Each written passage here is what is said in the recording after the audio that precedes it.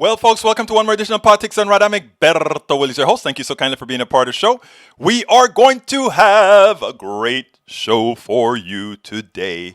We only have one video today, so I hope to hear a whole lot from you guys in chat to talk to me or to tell me what you want to talk about or other issues. One of the reasons why, well, there's a whole lot of things I'm doing. Plus, I'm working on that third and fourth book, or rather, fourth and fifth book. So there's a whole lot going on here, and I'm trying to get all of this stuff done by soon. Anyhow, look, guys, things are getting crazy out there. If you take a notice, we have Geneva, or whatever his name is, threatening folk. We have people talking about impeachment of governors for not for actually doing their constitutional duties. What's going on in America? What's happening, folks? What's going on with our democracy? You know what's going on with our democracy? We are showing the weaknesses, not only in our constitution, we're showing the weaknesses that we have as a country where character is an issue. But we'll take care of that soon thereafter. Let's talk about what the show is going to be today. Let's go ahead and talk about the show. Let me go ahead and put that on the screen. Here we go. Title of the show today: Shocking Lack of Empathy Could Destroy America, Trump's Attorney Violent Threat, and more. This couple-year-old post lacking empathy is making the right-wing rounds. We debunk it, Trump's violent sycophants, and more. Okay, the first thing I want to show, though, is a video. Because when I watched the video on Chris Hayes last night, there are times when you start to look at things, right? You go ahead and sometimes you want to throw your hands up in the air and say, can we really do something about this? And the easy answer for many is like, no, we can't get anything done. Here we go. Let's go do it. Hi, Bruce. How you doing? We can't do anything about it. And that is a wrong answer, right? The right answer is we have to do something about it. We can't just assume that 50% of, or under 50% it is really, of America are just going to live in a fantasy land and somehow think we can continue as a country. We can't. It won't survive. The country can't survive. That's why, people talk about, people vote for the divided government because they like gridlock. People don't like gridlock. That is something the plutocracy tells you. Because gridlock means they get what they want. Because the only thing that gets passed is what gets paid to be passed by those in power. And the things that we need here in the ghettos, the barrios, and Appalachia never gets done. The people that really need the most, they never get it. And no, Tank 28, who like to call himself now, you ain't black, saying I guess I ain't black. Wow, I don't know. I am, but hey. No, this is not about civil war. This is about avoiding civil war. This is about realizing that the only way we get into a civil war is if we allow the people, the few people, that small number of people that run everything, they will be happy with it. They make money, civil war or not. Civil war, they make money rebuilding all the stuff that we blow up. They make money selling arms to both sides. That's why I always smile about things, when we talk about those people fighting in the Middle East, right? You see Israel against the Arabs and you see all these wars, right? And you sit down and you say, oh, the Israelis don't like the Arabs, or the Arabs don't like, or the Israeli don't like the Muslims, or it's all a lie. The businessmen that are Muslims, the businessmen that are Arabs, the businessmen that are Israeli. And notice I'm saying businessmen. I'm not saying business persons. This is a man thing. This is a man evil. And there's just a few women who partook of this, like Elizabeth Thatcher and a few others. But not even when we look at the woman of Germany. Forgot her name right now. But she's a different brand, different breed. It's never about us. It's never about the average Israeli or average Jewish citizen. It's never about the average Arab citizen or Muslim. It's never about the Christian or the non-Christian or the atheist or whatever. We are all pawns in a game. And that's why I don't hate anybody. I don't hate any of my brothers and sisters, right wing, left wing, or whatever, because I understand the game, and my goal in life is to teach the game. To Angela Merkel, thank you very much, Michael Radnin. Angela Merkel, you have to teach the game. The idea is to have us at each other's throats, even as we really need the same things, right? But if we are at each other's throats, we can't see what is being done to us. Right now, check this out. Under Donald Trump, the most evil president this country has ever had, he has opened the door, and notice what I've said. He's opened the door for Israel to make deals with Qatar and other Arab countries in the open. They were doing it behind the scenes. Don't think that the Israeli businessmen didn't have a whole lot going on with the Arab businessmen. They always did. They always did. We have always been the peons for them to get a little bit better deal from each other. And whoever get enough people killed win. But whoever sell arms, Brazil, America, Italy, France, whoever's selling arms to all these factions, they're making a killing because they sell to everybody. They're selling arms to everybody. So the goal here, brothers and sisters, is this. For those of you who hate your right-wing friends and families, or those of you who hate your left-wing friends or families, or those of you who are fighting among each other, those of you who hate AOC, those of you who hate that other misled person or whatever, think about it. It's the last thing we should do among each other, and it's the one thing those people on top love. Because as long as you are looking ahead at that person that really needs the same thing you do, but if you hate them, neither one of you can see that the person who has their boot on your neck is the plutocracy, or those people up top. That Jeff Bezos has made, and his cabal, 6 or 10 people like I told you yesterday, $357 billion, while the food lines are going left and right. You know, Jeff Bezos could have easily said, if you were an honest person, realizing that the reason you have gotten so much is that all those small businesses were crushed because the business is now coming to you, Bezos. The extra business that you are getting right now is the business that all these other small people had. Don't you think then, based on the way an economic model works, that maybe you should encourage a windfall profit tax to be chained right back to keep those business in a frozen state until the economy recovers? But no, nobody wants to talk about that because it's capitalism. Who cares? Hey, we got the deal.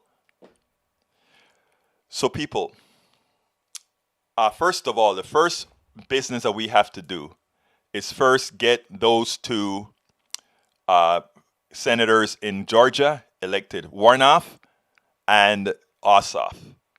And then we have to put the pressure on Biden not to have this crap about, well, we are going to have some sort of a bipartisanship.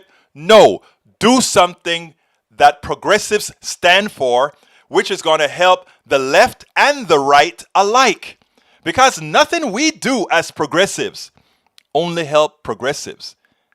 But the things they do on the right hurt a ton of people that consider themselves progressives, including some of their own that don't know that progressive policies It's what worked for them or what worked for them.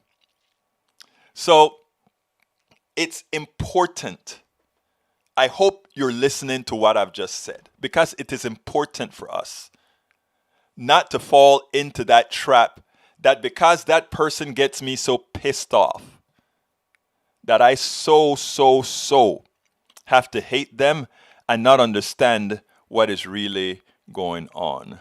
So let's go ahead and do this. This video that I'm going to show here is an important video, but it just shows you how what we have is the actual stuff done by Donald Trump and his cabal has caused lives. Check this out. We have a lot of work to do. I want you to listen to this particular cut, but here's what's important. That so many Americans, first of all, have been fooled by whether coronavirus is real or not, whether it is dangerous or not, is sad. But the same thing that is happening with the coronavirus is what's happening with our economic system, is what's happening with our healthcare system. We have people that are schooled in providing misinformation so that the masses don't request that which they really need, so that the masses don't get the things that they really need. And that is one of our major jobs. In other words, that is one of the things that we have to do to get across our friends, our neighbors, our families. We have to get the trust between us so that the false and the fake trust from the plutocracy that is trying to have people vote against your own interests, that's trying to have people do the things that doesn't do them right, is actually mitigated. Listen to this and then let's take it on the other side. We're seeing multiple patients die in a single shift. But then the second part of the conversation was just as heartbreaking to those frontline workers, which was they were seeing patients who were coming into the hospital, coming in sick, and did not believe that they had COVID, even when the test came back positive. I want you to hear from one of those nurses. This is Heather White. And keep in mind, when she talked to us, she was coming off of a 12-hour shift. We spoke to her at 7 a.m. She started her shift at 7 p.m. on Thanksgiving night. Here's what she had to say. Listen. We have seen some that were skeptical beforehand, but now, you know, an otherwise completely healthy 30-some-year-old will come into the ER and be short of breath and not understand why. I think once they get to the critical point, then I think it becomes more real to them. A lot of times, if they just come in and they are just kind of on a few liters of oxygen at first, these patients decline very fast. And I think it's almost like it's a shock to them, how sick they get and how quickly it happens. And I think at that point is really the only point when they realize that this is something very serious.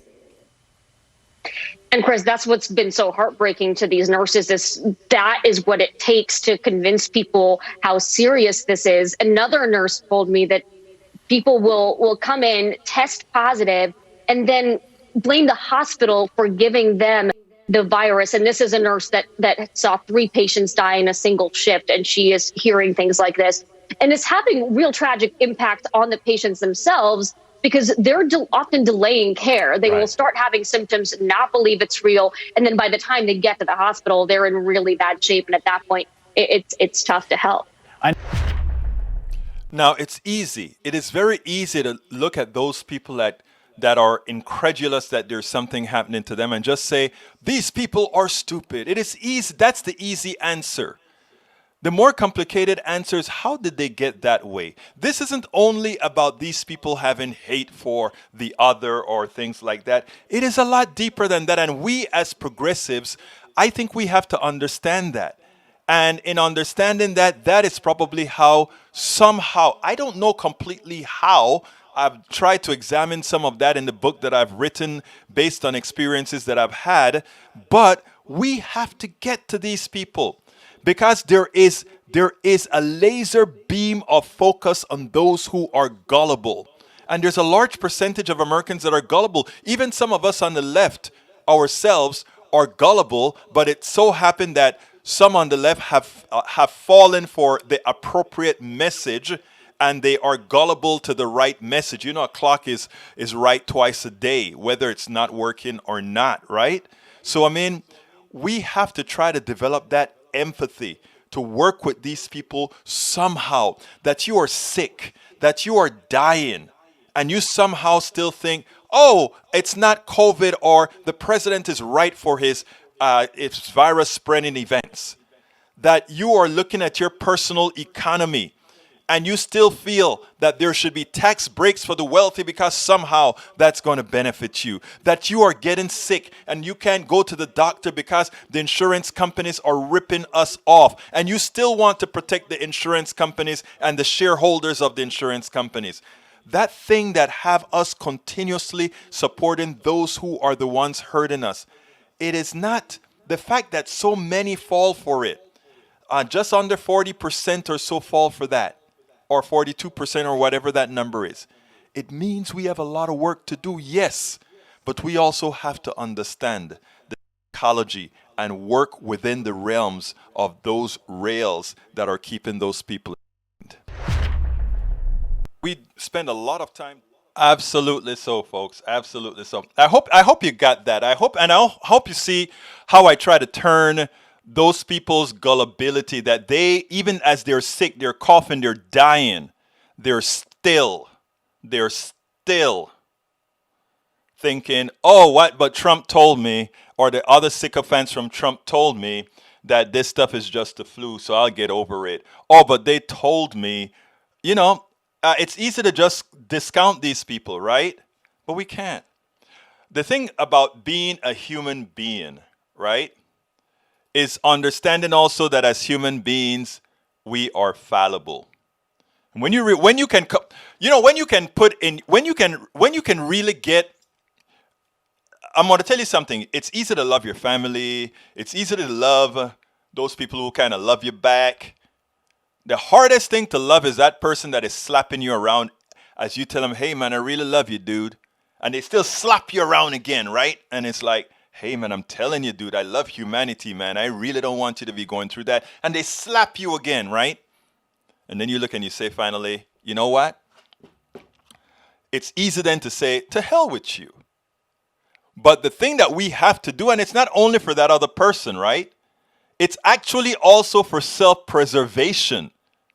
So for those who cannot be sufficiently empathetic to, I don't want to say turn the other cheek, but to keep trying again and keep saying, hey, I love you and that's why I got to get that stuff done. For those who can't do that, think about it as self-preservation. We are not going to get ahead with half of us being hoodwinked. We just can't move forward.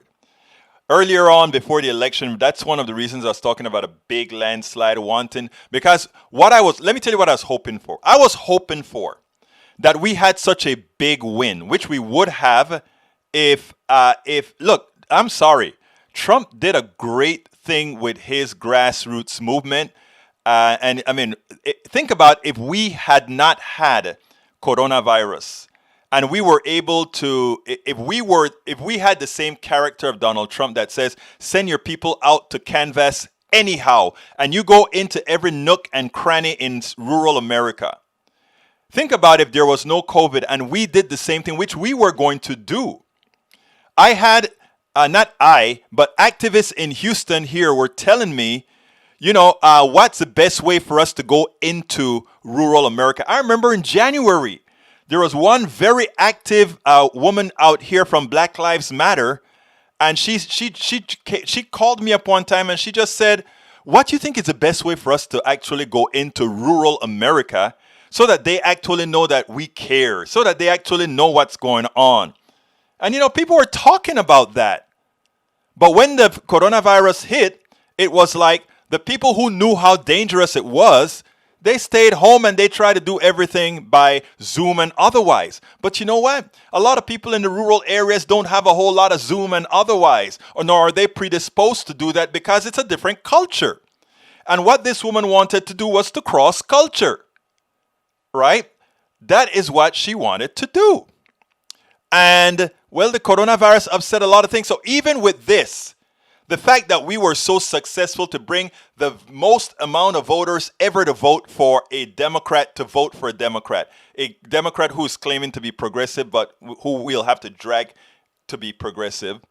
And for Donald Trump to get 74 million people, that was a damn good job. We got to clap our hands and give kudos to Donald Trump's team. Those guys were excellent in selling a fallacy. They were excellent in selling people a policy that kills many of them. But they got it done. And we have to ask ourselves, why? And how can we reach those people? Are they unreachable now because their frame of reference is completely changed? That's how a lot of people think. If you guys saw the right-wing guy that I brought on, and I'm going to go to the story that I want to tell after I get to the half-hour break. But do you remember Tyler Blunt that I brought on, the right-wing guy that many of you saw? He had a program, a super chat, not a super chat. He had and by the way, I just said super. I guess my mind was on that. Guys, if you're on Facebook or if you're on YouTube, please go ahead and click that join button and become a part of our posse. Click that button and become a part of our posse. It's cheap. It's Given Tuesday. It makes sense, and you'll support us being able to do what we're doing. So please go ahead and join. If you join right now, I'll see your name and I'll give you a shout out. Or you can hit the $sign and give us a super chat and I'll call you out as well. Or if you want to give a long message, put a super chat there and I'll read whatever long message you want me to read. But anyhow, here's the deal. I went on Tyler Blunt's, not his show, he had a big Zoom. And it probably was about 50, 60, 70 people on Zoom. All of them were right-wingers. And the thing about it is they were all in the age vicinity of Tyler Blunt, which was in the 30-year-old field, right? And they were talking about how we progressives are crazy, that we want to give away everything and that this stimulus is not anything good because we're just giving people money not to work, and a minimum wage, they want no minimum wage. And by the way, Tyler Blunt is black, and one of the biggest speakers on that issue was black as well. And the reason I'm using race here is because if we look at how the economy runs, we understand that there is a such Bluntman, yes, Tyler Bluntman. There is a socioeconomic basis for income in this country. I'm not discussing reasons right now. That's beyond the scope of today's program. But these guys were pushing a message. First of all, I had accused them of being, by using the same racist trope that conservatives use to categorize people.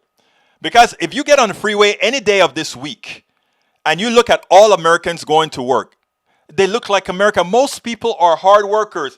Hey, Bridge MCP, thank you so kindly for that super chat. This is my long message. Happy Given Tuesday. Thank you so kindly for that super chat, Bridge MCP. Appreciate that very much. But as I'm saying here, if you take a look at the streets, I want everybody here watching, because there are a lot of stereotypes that get created. Black people are lazy, Latinos are lazy, and all these brown people are lazy, and somehow everybody else are supporting it. It's not the truth, right? But it's one of the things that keep us divided. You go on the street any day, and you go to the DMV, you go to any place of employment, and you see people working for menial wages, and many of those working for menial wages have a slight tint closer to mine. Okay?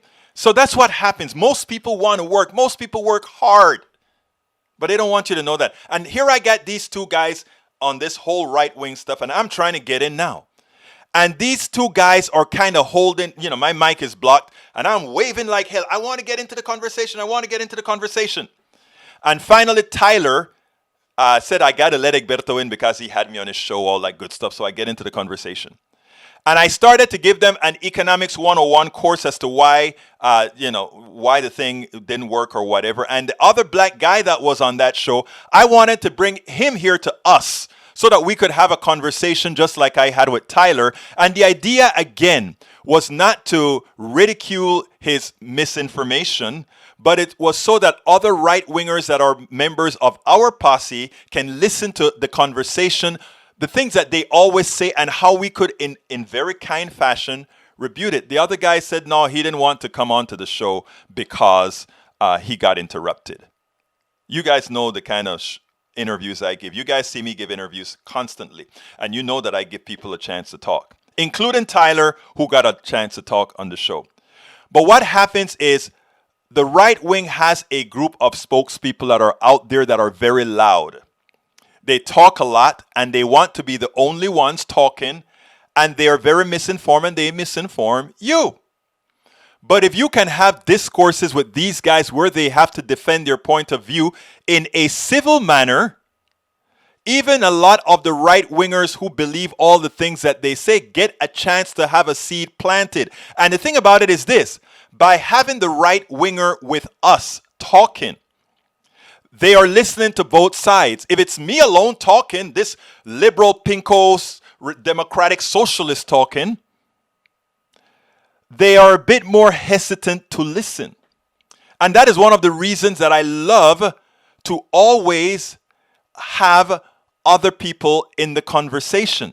And by the way, folks that are listening, if you are listening to me, whether you're on the left or the right, and you want to have a conversation, a long one, you can, let's interview you on this show too. So if you're interested in that, send me a line and say, Berto, let's have a 15-minute interview for Politics Done Right.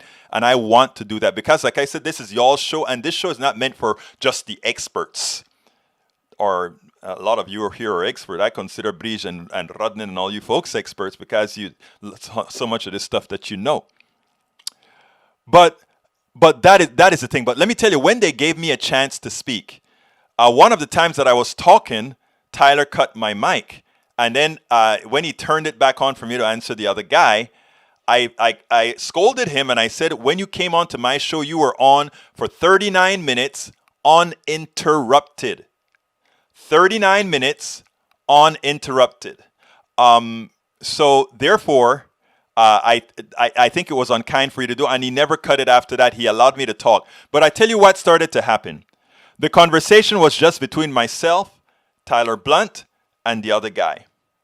There was one other young woman there that she took exception to me, young white lady, took exception to me to say that all of us that were in that particular Zoom meeting were all slaves, myself included. That's what I told them, and I wanted it to have a shock value, so that in other words, so that they could understand what I was saying. And then she took exception. What does that have to do anything with being here?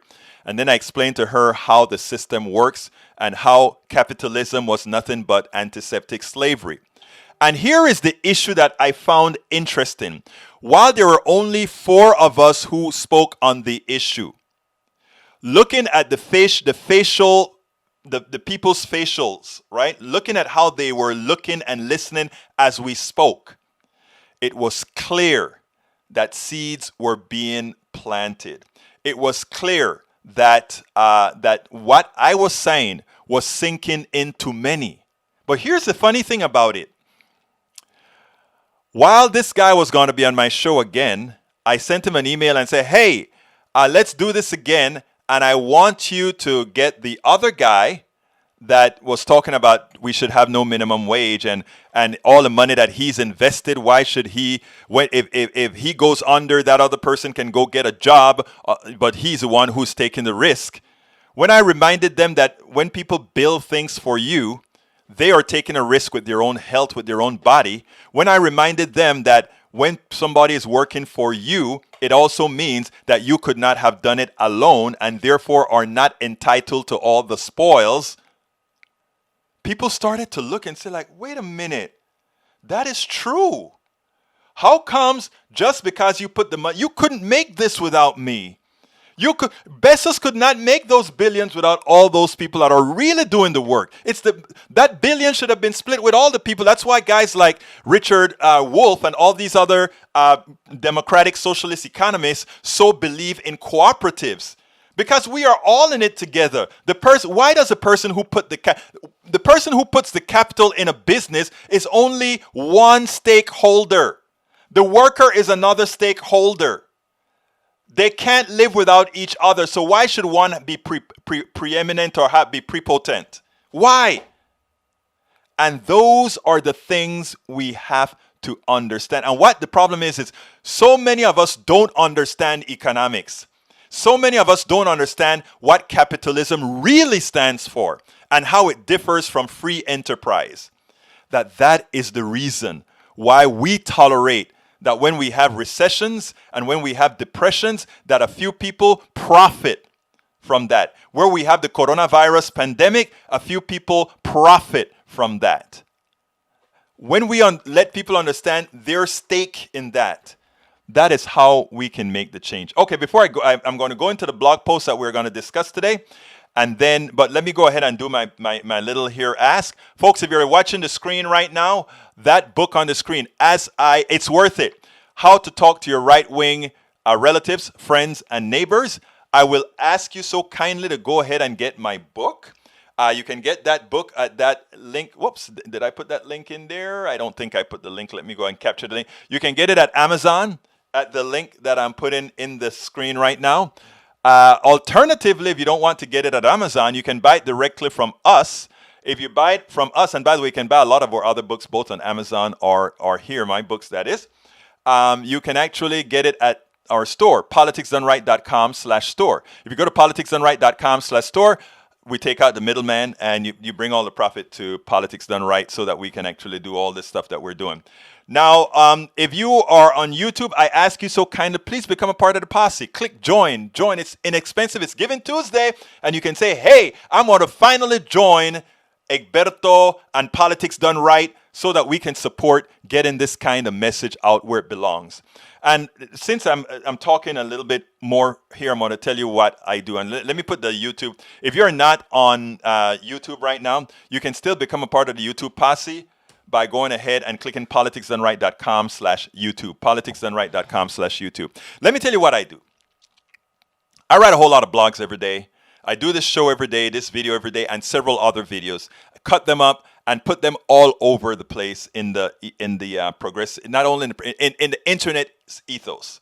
And the purpose for that is it's wide.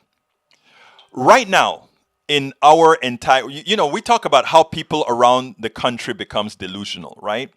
There's this place called Prager University. Prager University puts out a lot of videos that seem correct.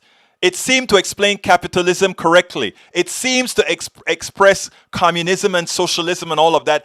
It gives a logical, it makes you believe that they are so formal and teaching you stuff. Prager University, well funded by the right wing and other institutions. They put out a lot of video. They put out a lot of blogs so that if you look up democratic socialism, what comes out a lot of times is a lot of those people that have the most presence. That's what happens in search engines, right? So those of us progressive independent media, what are we trying to do?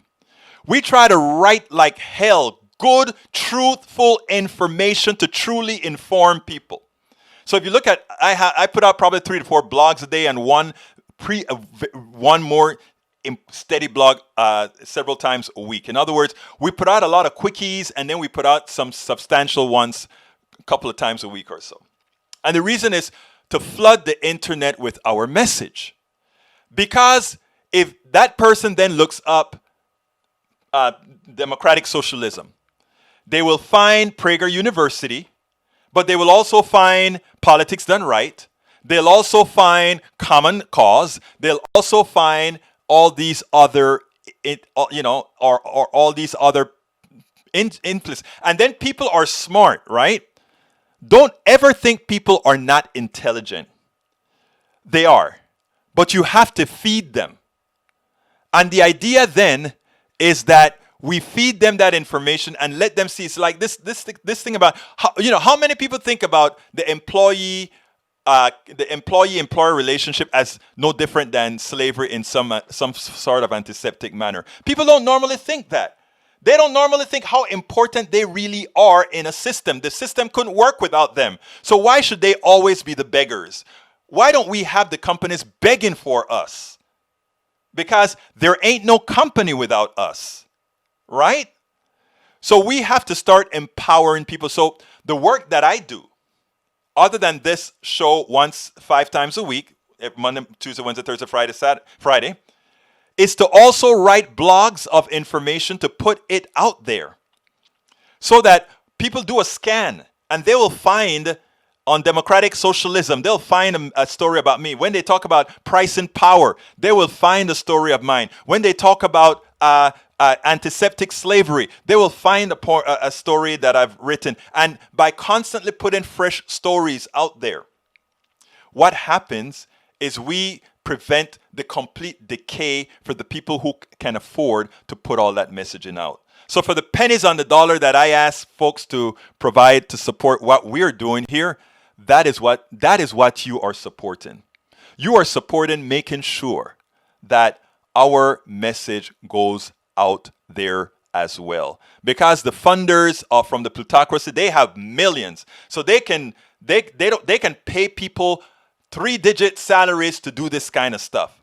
All we do is we take whatever folks give us and say, we are going to do that. And Egberto's not the only one. You can look at TYT started out doing that till they got their $500,000 deal to build a bigger studio. But I'll never need a studio like TYT because as an engineer, I know how to do all of this stuff. I can connect all these stuff. I don't need all the engineers to do all the things, right? But here's the thing. We have to do this, and there are a lot of people doing it. And we have to get our message out as well. So please, click that join button if you can to become a part of our YouTube posse. Likewise, if you're not on YouTube right now, go ahead and click politicsdoneright.com/YouTube, which I've just placed here, or just offer us some regular support via our Patreon, Patreon. That is at politicsdoneright.com/Patreon. That's politicsdoneright.com/Patreon. And of course, everybody takes PayPal. So here's my PayPal, politicsdoneright.com/PayPal. You can do that as well to support us via PayPal. So folks, so that is what I do to get things, to go ahead and make sure that I do my part in this very, very difficult type of economy, in this very, very difficult thing that we do here. So let's continue here with the story that I want to talk to you about. Let's get to that story. Vamos a ver, está aquí. A friend of mine, good friend of mine, love the guy. We go back and forth. He is a conservative, but he so far believes that Americans, or rather that liberals are crazy. He honestly believes liberals are crazy. He believes that liberals are burning things down. He believes all these things. Do I hate him for believing that? No. If you take a look at Fox News, if you take a look at Trump's new AON station, if you take a look at the other one that what is that station? There's this other one called Para Ver. Actually, they're becoming pretty big these days. I'm gonna try to go up there and see what it is because I know some of their links somehow appear on my site as well. But anyhow, there's a Newsmax. If you take a look at Newsmax and all these others, these guys have they have an effective misinformation machine. And to the people on the right who would say, why is that misinformation and what CNN is saying is not misinformation? Everything that you have from CNN, yes, it's Newsmax, is corroborated and is repeatable. You know, in science, something is scientifically proven if it's observable and if it's repeatable. And the things that we say on CNN and even on MSNBC, while it always has while on MSNBC it has a substantially progressive bias, it is observable and it's reproducible. What is not observable is for somebody to tell me that there are riots and riots and liberals are burning down the cities, and you go to every city that is supposed to be being burnt down, and the cities are still there, and there are no fires, and businesses are still there, and they're being shown old tapes. Anyhow, this friend of mine sent me this thing. He said, so I said, a friend sent me the following post, and I want to read the post for you. I'm going to do it really quickly so I can start getting to some answers. If you are fearful that the new generation of voters don't get it, read the article written by Alice Algren. I think her analysis of why they think the way they do is exactly correct. And here's what it says. I am sitting in a small coffee shop near Nokomis trying to think of what to write about. This is what she's saying. I scrolled through my newsfeed on my phone looking at the latest headlines of Democratic candidates calling for policies to fix the so-called injustices of capitalism. I put my phone down and continue to look around. I see people talking freely, working on their MacBooks, ordering food. They get an instant seeing cars go by outside, and it's dawned on me. We live in the most privileged time in the most prosperous nation, and we've become completely blind to it. Vehicles, food, technology, freedom to associate with whom we choose. These things are so ingrained in our American way of life. We don't give it a second thought. We are so well off here in the United States that our poverty that begins is 31 times above the global average. 31 times. Virtually no one in the United States is considered poor by global standards. Yet, in times where we can order a product off Amazon with one click and have it to our doorstep, the next day, we are unappreciative, unsatisfied, and ungrateful. Our unappreciation is evident as the popularity of socialist policies among my generation continues to grow. Democratic Congresswoman Alexandria Ocasio-Cortez recently said to Newsweek, talking about the millennial generation, an entire generation which is now becoming one of the largest electorates in the America, came of age and never saw American prosperity. Never saw American prosperity? Let that sink in. But let me stop first there. I want to stop there because here's the thing. No, the millennials have never seen prosperity. No, they have not. They are in debt. They didn't get the GI Bill, all the good socialist programs that Americans, the baby boomers got. They didn't. But here is what I find most unempathetic with this young woman. She says, I am sitting at the coffee shop watching cars outside parking and also watching people on their MacBooks. And if they want to order something from Amazon, they do. She's right. But look at that insular area she's looking at. Had she been to Appalachia, and the reason I'm starting at Appalachia is I don't even want to bring in the thing about people of color yet. Let's just go to Appalachia. Has she been to Appalachia? Has she seen the misery? My daughter, who is a med student, and right now she's having those issues with the stroke, as I always told you. But she drove around Appalachia because she was working for a healthcare firm that was trying to get doctors to do better. She was shocked. She had never seen the poverty that she saw in Appalachia, in Ohio, in West Virginia. She did the whole circle. My daughter called me in shock. She had never seen poverty like that. And she has been into the ghettos in Houston. And she had never seen that.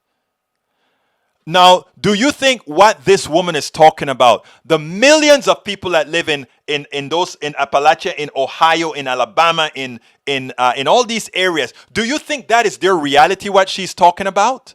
It is not. And now, remember who we're talking about now. We're not talking about the people of color yet. That's not their reality. Do you think the people now in the barrios, do you think that is their reality? No, they're not sitting down drinking a cup of coffee at a coffee shop.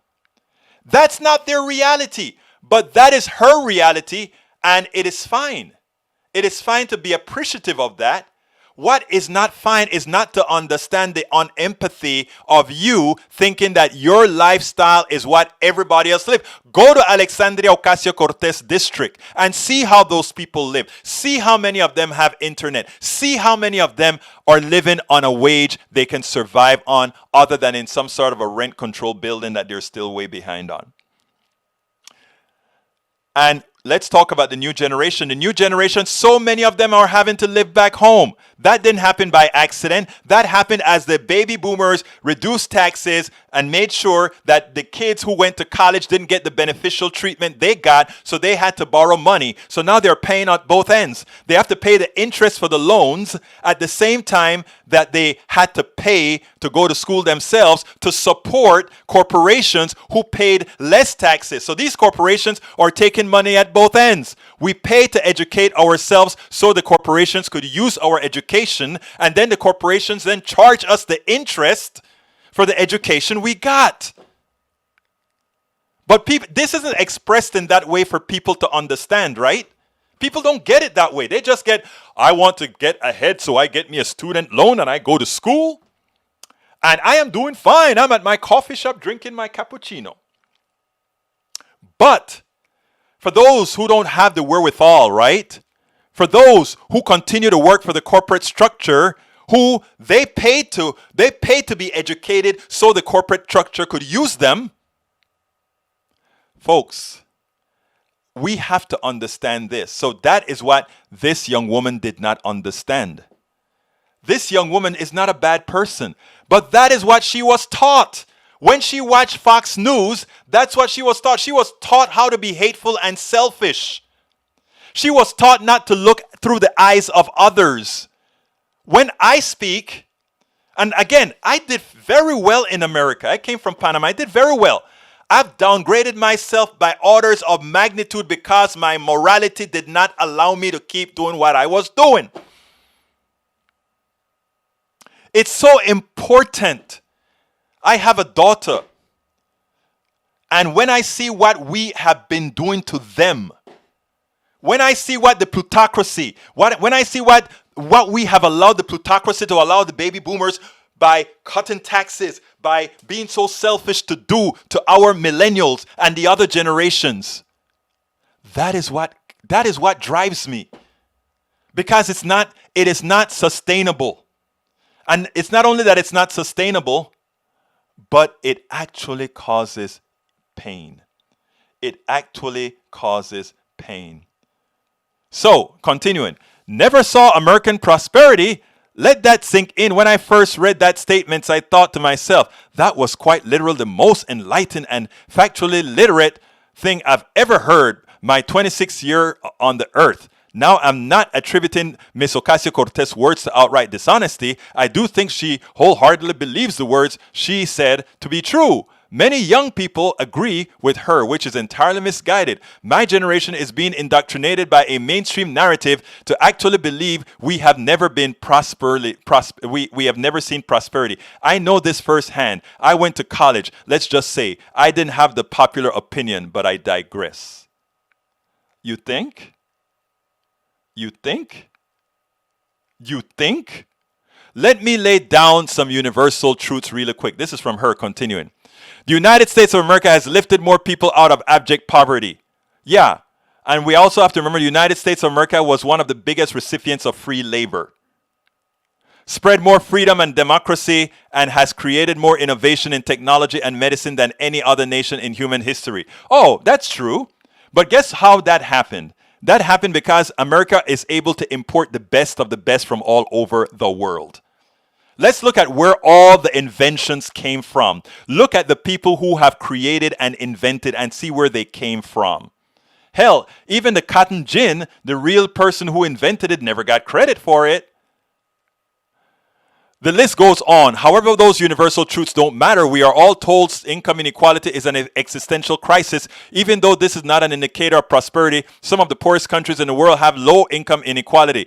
We are told that we are oppressed by capitalism, even though it's brought about more freedom and wealth to most people than true prosperity through socialism and centralization have ever had. Lie. Capitalism has nothing to do with democracy. China is the largest capitalist country in the world. China is the largest capitalist country in the world. Don't ever let somebody lie to you that way. Capitalism and democracy has nothing to do with each other. Nothing to do with each other. Why then, with all the overwhelming evidence around us that I can even see sitting at a coffee shop, do we not view this as prosperity? We have people who are dying to get into our country. People around the world. Okay, let's talk about people dying to get into this country. Again, the naivete of so many people drives me crazy, but I understand it's because of our lacking in our educational system here. America goes around the world and pilfers the world. They go to Jamaica, they get the bauxite. They go to all the Central American countries and they get all the produce on the cheap. They go to oil exporting countries and they bring the raw material and sell it back with added value. So it's a negative flow. If you have a negative flow into an economy where the people you support are dictators anyway, that means you have a lot of people that are hurting. And when people hurt, they migrate to find somewhere where they can do better. And that is America. Okay? That is America. So please, people, don't just say things off the cuff. You have to look at things a bit deeper. You have to be more introspective, and you have to understand how the world really works. All right, I'm gonna leave the rest of the thing because it's all the same kind of crap that the young lady talks about. And let me try to answer some of the questions here before I go. Okay, let me kind of go up here. Actually, I'm gonna start from the bottom. Let's see, why are we still paying for gasoline anyways? I don't know what that means. Michael Lidney Molnari says, who the hell says they want everyone to have the right to own nuclear weapons for shock value? Oh, you must have saw that thing that I did with Tyler. That was fun. That was funny. That was funny. Okay, Mike C said capitalism has everything to do with freedom. Capitalism has nothing to do with freedom. If you believe that, you've drank the Kool-Aid. Pam M says, I usually do in the comment section and social media outlets because people need to know the truth. Thank you. So brainwashing of my dad is extremely eye-opening. Hey, Pam, thank you very much for always making sure to tell people the truth. I hope that truth is the truth. Yeah, if it's Pam, I know it's going to be the truth. Okay, let's continue. Daniel Ledo said, look at me. I'm Egberto. I'm really good person. No, there are a ton of good people out there. In fact, right here right here watching Politics Done Right and participating in Politics Done Right are great people who are supporting, helping us get the message out. We are all good people. Those of us who try to help others are all good people. So if you're trying to create some sort of a friction, dear brother, not gonna work. It's not going to work, but I love you anyway, Mr. Daniel Ledo. You always want to put the negative in there, but it's not going to work because there's nothing you're going to do that's going to get me to not understand that you are just another indoctrinated person who needs, and especially you, who needs to be able to do that to first convince yourself. But brother, it's not going to work. I will continue to try to work with you, sir. Okay, let's see. Bridge, lack empathy and from a woman. Ugh. Bridge. Yes, I know that is what was so hard on me, right? But then again, I want to talk to my white women here because I am still very concerned that there's not enough intercommunication, that Donald Trump could still get such a plurality of white women voting for him, even as he has no respect whatsoever for them. So that is one of, I would like, to the white women that are listening to the show, who have white women friends, I am going to ask you to continue to work with your sisters, our sisters, and try to, and try to see what it is that allows. Oh, but Daniel, you're always mocking me. Of course you are. We know that. Now try to see if you can work and show them how you became or how you are so aware to understand that that is not what needs to be done. Bridge MCP says, Egberto Willies, my two sisters are cult people.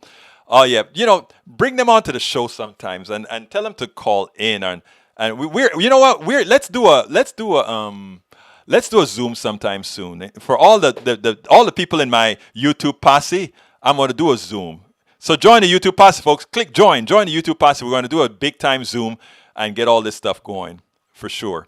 All right, let's see what other message I have here. Deborah John. Egberto, did you watch the news briefing with Mitch Muskow and team accusing Democratic Congress for not releasing the second stimulus and stated that Trump, tried to pass the stimulus? Yeah, I saw the news conference. Nobody believes Mitch, Mr. Mitch. PDR posse, yes, Bridge. Nobody believes Mitch anymore. Nobody does. Nobody believes him. But it's just that we're still tribal. I'm trying to break the tribe. That's what I want to do, break the tribe. Okay, let's see what else we have here that I can read. Michael Rudden said millennials are the first generation who were less off than their parents. Exactly. And it's not their fault. Breach says politics done right with Egberto Williams' lack of empathy. She is clueless. Look at her bright teeth, earrings, clothes, and background. Just the setup of this woman, first few sentences show how naive she is. Yes, yes, yes, yes. Absolutely right. Deborah Johnson, Egberto, did you? No, yes, I got that one already. Let's kind of creep up there. Breach says, I just read lack of empathy. My comment was, got you. All right. Okay, let's see. Prager University is low factual accuracy. Overall, we rate PragerU questionable based on extreme right-wing bias, promotion of propaganda, the use of poor sources who have failed fact checks, and the publication of misleading information regarding immigration and climate change. Exactly. Prager University is horrendous, but they have a lot of funding, and because they have a lot of funding, they can kind of cater to things that are not really true. Breach says, I agree, family farming is going under, but it's because big farming has taken over and many times are paid and are not paid. You're absolutely right, Breach. Okay, let me see if I have any. Rural America gets one news channel and tend to rely on their own. Farming, self-business, etc. They don't want government involved, and I understand to a point, but when it comes to a pandemic, yeah, look, we can have there is a meeting place for rural America, and that is where I think Democrats really have failed, because we go for the biggest bang for the buck, and that is the cities. So you're right. Okay, I think that's about all that I can take right now. Let me see, a couple more came in. That is about all that I can take. But look, folks, let me tell you, we can do better. We can definitely do better, all of us. We can also try to be more empathetic to those and think about how those people got to where they were. And that's what I intend to do. I will continue to do that. Because we can't be a 50+1 nation. We can't be a 48-52 nation. We need big policies. We need a change in our economic system. And we're going to get a change in our economic system one way or the other. We can either get it the progressive way, which makes it good for everybody, or we can get it the fascist way, which means we are going to put down a whole lot of people, lead them into oblivion as indentured slaves, and then, or indentured servants if you don't want to use the slave words, and have then a few living that great life in their gated communities, well guarded.